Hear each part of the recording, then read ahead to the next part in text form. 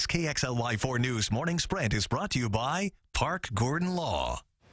All right, 6:52, time now for your morning sprint.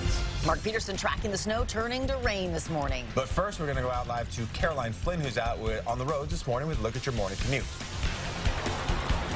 Yeah, we're almost at the top of the South Hill right now, and as you can see, traffic moving pretty normally here this morning.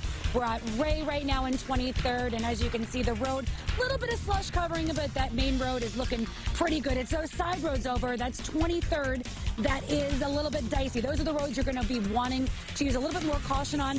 We are understanding, and we did see earlier this morning, there still are some main roads that are still not plowed.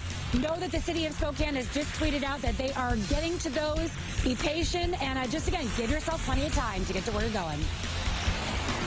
Mother Nature is going to add a little bit more to the totals before it's all said and done. We do see a little bit. Now, you see, much of it is almost finished to the west of us, but this is rolling over North Idaho, and we do have that backside. So by mid-morning, you should start to see things start to dry out. The slush fest will continue throughout the day, and the mountain snows will continue in Idaho and Montana. Well, a house fire broke out around 2:30 in North Spokane this morning in the 500 block of East Liberty. That's just a few blocks east of Division. According to Spokane firefighters, that fire started in an attached garage. The house had minimal damage. The two occupants are staying with Red Cross as fire investigators work to figure out what caused it.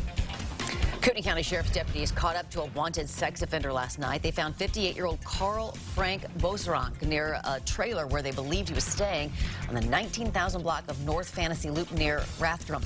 Deputies say footprints in the snow led them right to him. He was arrested for his warrants and an additional charge for obstructing. Okanagan County law enforcement seized more than $10,000 worth of methamphetamine. The drug bust resulted in the arrests of these 5 suspects who the North Central Washington Narcotics Task Force says were involved in the trafficking ring. Along with the meth, officers also seized cocaine and heroin.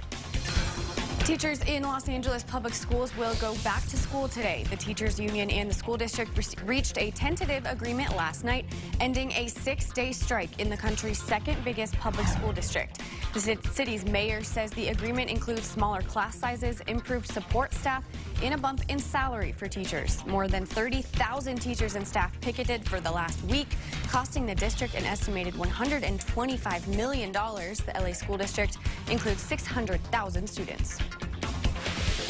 The new report from the Washington Traffic Safety Commission says it is seeing a decline in distracted driving. The estimated distracted driving rate for 2018 was 8.2%. That's down from 9.2% in both 2016 and 2017.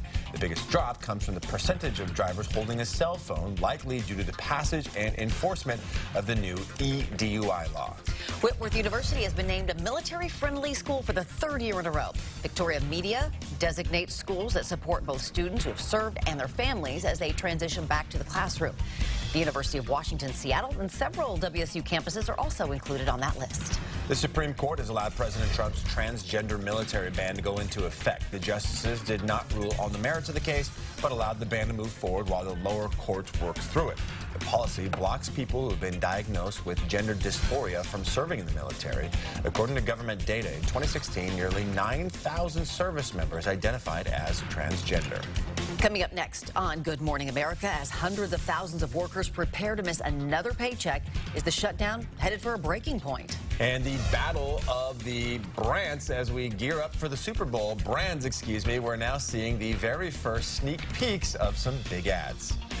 All right, outside, wet roadways, lower elevations, snow into the northern sections and into the mountains, certainly. We're going to have, again, slushy roads as we warm up to 38. Overnight lows of 26, which means refreezing, some black ice tomorrow morning with some freezing fog. And then Thursday, it's going to be warming into the upper 30s. So you're definitely going to want to be here tomorrow morning as well, so we can help get you going safely. Every morning, of course. We'll see you in 25 minutes. Sign up for breaking news alerts with the KXLY4 News app. See breaking news in your area or have a story idea? Then contact KXLY4 News.